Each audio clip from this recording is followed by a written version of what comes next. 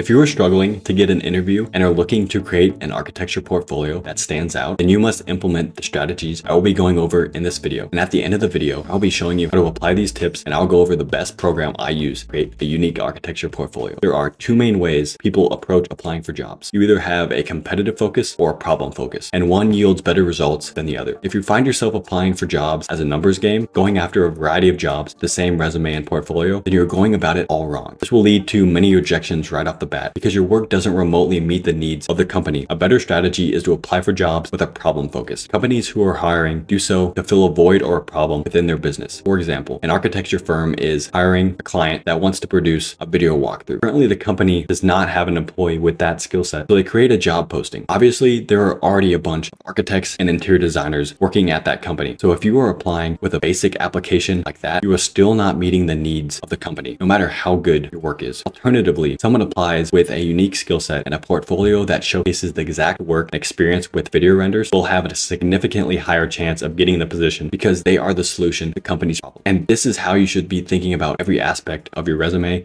and portfolio. I'm not saying you need 50 different portfolios, but how I would suggest to go about it is by first finding 2 to 3 jobs that you want to apply for. Read the description and all the qualities that they are looking for. Be the solution to their problem. And as always, ask yourself, what problem am I going to solve for this company? If a company is looking for a designer with Revit experience, knowledge of Lumion, Bluebeam, and Adobe Suite, then you have a clear goal of what you need to express competency in when applying. But none of that matters unless you can master this next tip, and that is to become an excellent storyteller. The one problem with sending out your resume and portfolio online is the inability to be there to explain the ins and outs of your project. Your work could be amazing, but the hiring manager might be left with more questions than answers, and that's a huge problem. The key to solving this is laying out your work in a way that shows competency, application, personality, and invites the viewer to want to see more. To begin, we will go back to the basics of writing a problem statement. When addressing your problems of your project, you should first contextualize the problem, giving some background and what is already given by the client. Next, you must show why it matters and reveal the consequences if the problem is not solved. Finally, you will want to set goals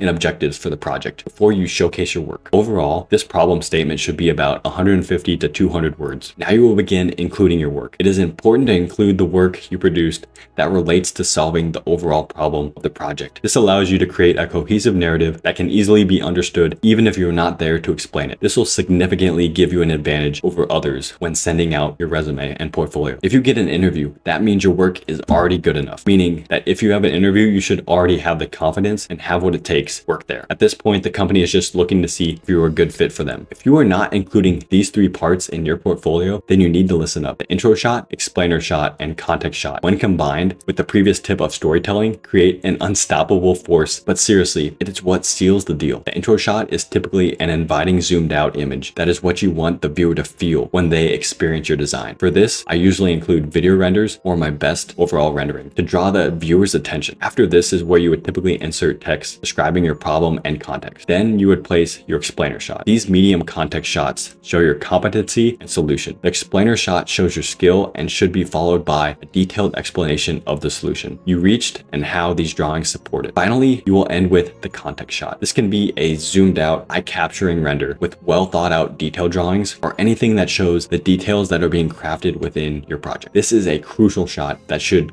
reaffirm your project story when you don't have a lot of good work or maybe you don't have any experience. The first thing to do is get feedback from a peer or professional. So DM me on Instagram or email me if you want to book a 30-minute call to discuss your work and portfolio. Then you should go back and improve your work. Not all of it, just the key moments and drawings that strengthen your story and narrative, because you don't have a lot of time to spend on this step. Sometimes you need to accept you don't have the skills to be successful at the moment. To fix this, set aside time for 3 months to fix software or skills that you need to work on and try to become 1% better each day. If you don't have any experience, find ways to network with local firms. Even at a young age, this is extremely valuable. If they don't offer you a job, you can still do a job shadow or take one of them out to coffee. Make the effort to learn more about what they do. This will go a long way, especially when your work speaks for itself later on. And hopefully after you implemented the tips in this video, it will. The one thing that's helped my portfolio stand out from my peers is creating a website. In less than 5 minutes, you can get started with a custom website portfolio. But many people are wasting their time creating an InDesign booklet portfolio. Using Wix makes it easy to create your portfolio from scratch, providing all the tools to completely customize your portfolio from the page down to the smallest detail. Meaning if this video gets 1 million views, everyone will still have a unique and distinguishable website that will grab the attention of employers and not get lost in the weeds, as long as you are creative. Unlike InDesign or Issue, you can add videos, animations, and 3D models, adding another level of advancement to set you apart. Using Wix, they will initially